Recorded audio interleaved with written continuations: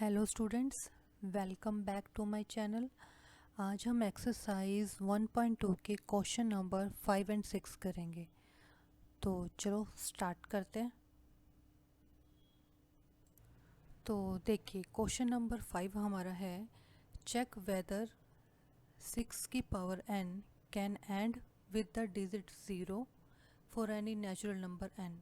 इसका मीनिंग हिंदी में क्या होगा कि कोई ऐसा नंबर, चेक वेदर, ये हमें चेक करना है कि 6 की पावर n जो वैल्यू है उसे जब हम ओपन करेंगे तो क्या and with the digit zero, उसका एंड डिजिट ज़ीरो से हो सकता है, मींस कि यूनिट प्लेस पे ज़ीरो आ सकता है। जहाँ पे हम n की वैल्यू कोई ऐसा नंबर, नेचुरल नंबर पुट करें, जब हम उसको ओपन करें तो हमारी डिजिट ज़ीरो हो, मींस यूनिट प्लेस ज़ीरो हो। ये क्वेश्चन हम एग्जाम्पल में कर चुके हैं, आपको याद होगा एग्जाम्पल नंबर 5 में हमने किया था इस टाइप का क्वेश्चन, जहाँ पे हमारी इक्वेशन थी 4 की n, 4 की पावर n, यहाँ 6 की पावर n है। ठीक है, सेम वैसे ही करेंगे। तो याद होगा सबसे पहले हमने इसमें ये देखना है कि यूनिट प्लेस पे ज़ीरो कब आ सकता है, जब हमारे फैक्टर्स किस फॉर्म में हो, 2 into 5 की फॉर्म में। याद होगा क्योंकि 2 into 5 का मीनिंग होता है 10।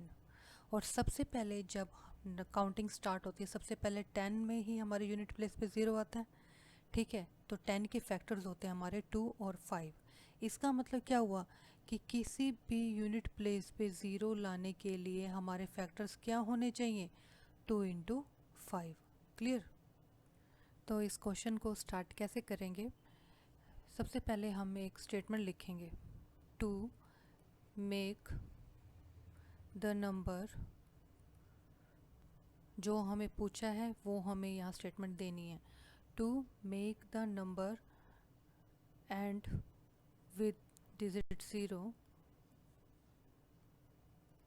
with digit 0 for any natural number n, for any natural number n we have the factors, या हम लिख सकते हैं factors should be in the form of, factors should be in the form of, किस form में होना चाहिए, 2 into 5, 2 और 5 का कॉम्बिनेशन होना चाहिए। कितने हो 2 कितने 5 डजेंट मैटर, बट 2 और 5 का कॉम्बिनेशन होना चाहिए। ठीक है, बट इन गिवन क्वेश्चन, जो क्वेश्चन हम दिया हुआ है 6 की पावर n है, सॉरी ये n है, 6 की पावर n, फैक्टर्स क्या होंगे, 2 into 3, 6 होता की पावर n। हमारे पास 2 तो है लेकिन 5 नहीं है, और पहला हमारे हमने क्या भी स्टेटमेंट लिखी है, कॉम्बिनेशन 2 into 5 होना चाहिए, तो 5 नहीं है, 5 इज़ मिसिंग। इसके फैक्टर्स होते हैं 2 into 3, तो क्या इसकी यूनिट प्लेस पे ज़ीरो आ सकता है, नहीं आ सकता। ठीक है, तो अब इसको लिखेंगे क्या, तो जो थ्योरम की थी वो अप्लाई करेंगे according to fundamental theorem of, याद होगा ये थ्योरम हम कर चुके हैं, according to fundamental theorem of arithmetic. इसके अकॉर्डिंग क्या था, there are no other factors, या there are no other primes, 2 और 3 प्राइम नंबर्स हैं, there are no other primes in factorization, factorization, इस फैक्टराइजेशन में जो हमें क्वेश्चन में गिवन था 6 की पावर n। ठीक है, सो लिख देंगे no natural number, there is no natural number n for which 6 की power n and with digit 0, बस ये लाइन और लिख देंगे। So there is no natural number, भी ऐसा नेचुरल नंबर नहीं है, there is no natural number for n for विच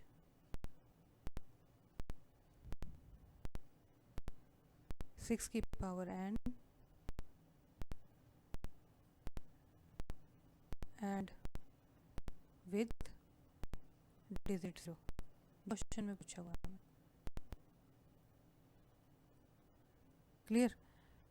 इस क्वेश्चन को मैं एक बार रिपीट कर रही हूँ जल्दी से ताकि आपको क्लियर हो जाए। क्वेश्चन में बताना था कि 6 की पावर n हमें गिवन है, तो उसने कहा था n की हम ऐसी क्या वैल्यू पुट करें कि जब इसके हम फैक्टर्स करें, इसको हम तोड़े, जैसे 6 की पावर 2 3 ऐसे क्या पुट करें यहाँ पे नेचुरल नंबर कि हमारे जो यूनिट प्लेस पे 0 आ जाए। तो हमने कहा कि किसी भी नंबर को to make the number end with digit 0 से एंड करने के लिए नेचुरल नंबर में n को तो factors in the form of 2 into 5 के होने चाहिए। बट क्वेश्चन में हमें 6 की पावर n गिवन है जिसके फैक्टर्स होते हैं 2 इंटू 3, तो 2 तो गिवन है बट 5 इज मिसिंग।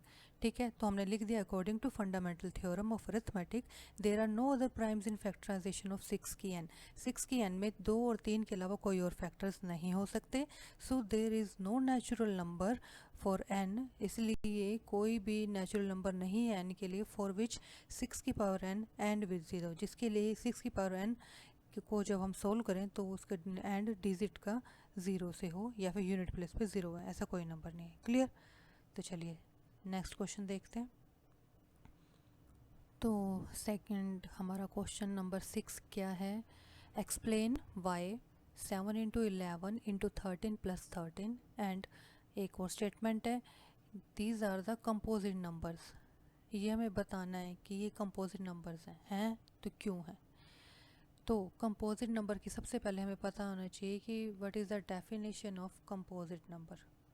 क्लियर? तो ये डेफिनेशन लिखी है, इसे हम पहले रीड करते हैं। Composite numbers are the numbers that has at least one divisor other than one and itself. ये वो नंबर्स होते हैं जिनका कम से कम एक डिवीज़र और हो। वन और इट्स सेल्फ का मतलब उसके खुद के अलावा, जैसे 5 है तो उसके डिवीज़र क्या हुए, जैसे ये हमारे पास 5 गिवन है तो इसके हमारे पास क्या फैक्टर्स हुए 1 एंड 5। तो इसने ये कहा है ये कंपोजिट नंबर तब बनेगा जब इन दोनों के अलावा एक और फैक्टर हो। एटलीस्ट का मतलब होता है कम से कम एक, उससे ज़्यादा हो सकते हैं लेकिन 2 से ज़्यादा होने चाहिए। ठीक है, एक वो 1 हो गया, एक इट सेल्फ हो गया और उसके अलावा एक फैक्टर और हो, एक से ज़्यादा हो मीन्स की एटलीस्ट 1, कम से कम एक और फैक्टर हो 2 के अलावा, तो कंपोजिट नंबर्स होते हैं। क्लियर? चलिए, तो इसका मेन शॉर्टकट में क्या बन गया, मोर देन 2 फैक्टर्स। क्लियर? तो अब स्टार्ट करते हैं क्वेश्चन। क्वेश्चन में हमें जो स्टेटमेंट गिवन है, क्या गिवन है हमारे पास, 7 इंटू 11 इंटू 3 प्लस 13। ठीक है, यहाँ हम लिख सकते हैं गिवन, जो हमारे पास गिवन है उसे हम गिवन से स्टार्ट कर देते हैं। ठीक है, अब इन दोनों में 13 कॉमन है क्योंकि बीच में क्या साइन आ रहा है, प्लस का साइन आ रहा है, तो यहाँ से इसमें जो स्टेटमेंट है वो ब्रेक हो रही है, तो हम 13 कॉमन ले लेते हैं। 13 को जब यहाँ से कॉमन लेंगे तो क्या आ जाएगा, 7 इंटू 11, इंटू में 1 लिखना ज़रूरी नहीं है, प्लस 1, प्लस के बाद 1 लिखना ज़रूरी है क्योंकि प्लस का साइन आ गया। मल्टीप्लाई में तो 1 लिखेंगे तो मल्टीप्लाई होकर वही स्टेटमेंट आ जाएगी। अब 13 इंटू में ये हो जाएगा 77 प्लस 1, तो क्या आ जाएगा 13 इंटू 78। ठीक है, अब इंटू में 1 भी लिख सकते हैं, 1 तो सबके फैक्टर्स हैं, 1 से तो सब जितने भी नंबर्स होते हैं सब डिवाइड होते हैं, तो ये मोर देन 2 हो गए ना। 1 है, 1 and it self and 13 and 78, तो ये कंपोजिट नंबर है। ठीक है, तो एक काम और भी कर सकते हैं, चाहो तो 78 के भी फैक्टर्स कर लो, क्या बनेंगे 2 3 9 पे जाएगा, फिर 3 से होगा तो 3 1 3 और ये 13, तो इसको ऐसे भी इसको तोड़ के ऐसे लिख सकते हैं 70 को 2 इंटू 3 इंटू 13 इंटू 1, तो मोर देन 2 फैक्टर्स हो गए, तो इसका तो आंसर क्या आ जाएगा, यस 7 इंटू 11 इन 3 प्लस कंपोज नंबर। यस लिखना है या नहीं, वैसे यहाँ एक्सप्लेन करने के लिए पूछा है तो यस नहीं भी लिखेंगे तो भी चलेगा। ठीक है, तो ये नंबर क्या है हमारा, कंपोजिट नंबर हो गया। क्यों हुआ ये रीज़न पता लग गया, मोर देन 2 फैक्टर्स हैं। क्लियर? तो अब इस सेकंड स्टेटमेंट को प्रूव करते हैं ये कैसे बनेगा। अब सेकंड में जो गिवन है वो लिख देते हैं। क्या गिवन है हमारे पास, 7 into 6 into 5 into 4 into 3 into 2 into 1 plus 5।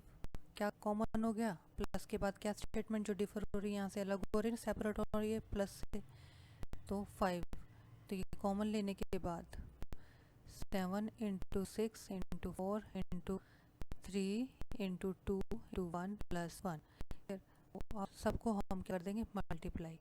तो चलिए देखते हैं मल्टीप्लाई करके क्या आएगा। 3 टू ज़ा 6, 6 को 4 से किया तो कितना आएगा, 6 4 ज़ा 24, 24 को 6 से करेंगे तो 24 को हम 6 से करके हम आ जाएगा 144। इसको 7 से कर देंगे तो ये आ जाएगा हमारा 28 और 230, ये ठीक है। कितना आ गया हमारा, और प्लस में 1 भी है, 08 प्लस 1, तो 5 में 1009, ठीक है। अब देखिए इसको हम इंटू में 1 भी लिखते हैं, कोई फ़र्क नहीं पड़ेगा। More than, again more than 2 factors हैं तो ये कंपोजिट नंबर तो यहाँ तक प्रूव हो गया। उस क्वेश्चन में हमने लास्ट जो ये हमने इसको प्रूव किया था 7 इंटू 11 वाले स्टेटमेंट को, इसमें हमने क्या किया था, इसके फैक्टर्स बनाए थे 78 के। अब 1009 के तो फैक्टर्स बन नहीं सकते हैं, ठीक है। तो ये लेकिन ये 5 इंटू 1009 इंटू 1 ये किसके फैक्टर्स हैं, तो एक काम और कर सकते हैं, अपनी कन्फ्यूज़न को दूर करने के लिए हम 5 से मल्टीप्लाई करते हैं। तो जब इसको हम 5 मल्टीप्लाई करते हैं तो 5045 आ रहा है, इसके फैक्टर्स बने हमारे ये 5 इंटू 1009 इंटू 1। तो ये जो फैक्टर्स बने ये मोर देन 2 हैं, तो ये कंपोजिट नंबर बन गया। इसको यहाँ पे आपको मल्टीप्लाई करके दिखाने की नीड नहीं, ये आपका रफ वर्क है, क्लियर। ये रफ में आप करके देखेंगे कि इसके फैक्टर्स बन रहे हैं हमारे ये 5 इंटू 1009 इंटू 1 जो कि है मोर देन 2। तो ये क्या है, कंपोजिट नंबर है। तो बस लिख देंगे, पूरी स्टेटमेंट लिखेंगे, 7 into 6 into 5 4 into 3 into 2 to 1 plus 5, ठीक है, इज द कंपोजिट नंबर, ठीक है। ये कंपोजिट नंबर है, दोनों को हमने अलग अलग प्रूव कर दिया। अब कंपोजिट नंबर की डेफिनेशन भी हमने यहाँ लिखी हुई है, क्लियर। इन दो के हिसाब से 2 से ज़्यादा फैक्टर्स होने चाहिए और दोनों में बन रहे हैं, हो गया प्रूव। तो ये हमारे 5 और 6 दोनों क्वेश्चन से, होप ये दोनों क्वेश्चंस आपको समझ आ गए होंगे। डाउट हो तो अगेन मैं यही कहूँगी कमेंट में आप पूछ सकते हैं, ओके। तो चलिए, thank you for watching my video, मिलेंगे नेक्स्ट इंटरेस्टिंग वीडियो में। और अगर वीडियो अच्छी लग रही हो तो please like share and subscribe it. मिलेंगे नेक्स्ट इंटरेस्टिंग वीडियो में, till then be happy, stay healthy and stay connected.